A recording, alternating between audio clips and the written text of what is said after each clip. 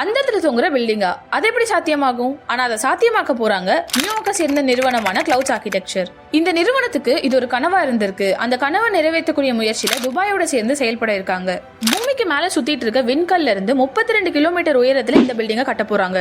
இந்த பில்டிங்கோட பேரு தான் அனலமா டவர். இந்த உலகத்திலேயே மிக உயரமான பில்டிங்னா அதுதான் புர்ஜ் கலிஃபா. அதை விட 10 மடங்கு உயரமான இந்த அனலமா டவர் ஒரு இடத்துல நிக்காது. அது ஏன் அப்படின்னா, பூமியோட கிராவிட்டியால எரிக்கல் எப்படி ஒரு இடத்துல நிக்காம சுத்திட்டே இருக்கோ, அந்த எரிக்கல்ல இருந்து கட்டப்படுற இந்த பில்டிங்கும் ஒரு இடத்துல நிக்காம சுத்திட்டே இருக்கும். இது இப்படி சுத்திட்டே இருந்தாலும் 24 மணி நேரத்துல திரும்பவும் அதே இடத்துக்கே வந்துடும். பூமிக்கு மேல இருக்க எரிக்கல்ல இருந்து தான் இந்த பில்டிங்கை கட்ட போறாங்க. அந்த பில்டிங்கை மிக வலுவான கேபிள்களால கட்டி தொங்க விடுவாங்க. அதனாலதான் இதை தொங்கும் கட்டிடம்னு சொல்றாங்க.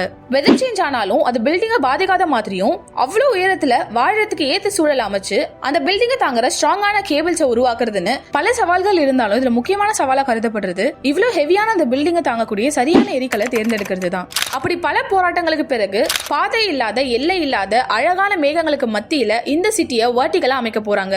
இதுல offices, gardens, places of worship மாதிரி பல ஃபெசிலிட்டிஸ் அமைக்கிறதா சொல்லியிருக்காங்க. இந்த வளர்ந்து வர டெக்னாலஜியை பத்தி நீங்க என்ன நினைக்கிறீங்கன்னு கமெண்ட்ல தெரியப்படுத்துங்க.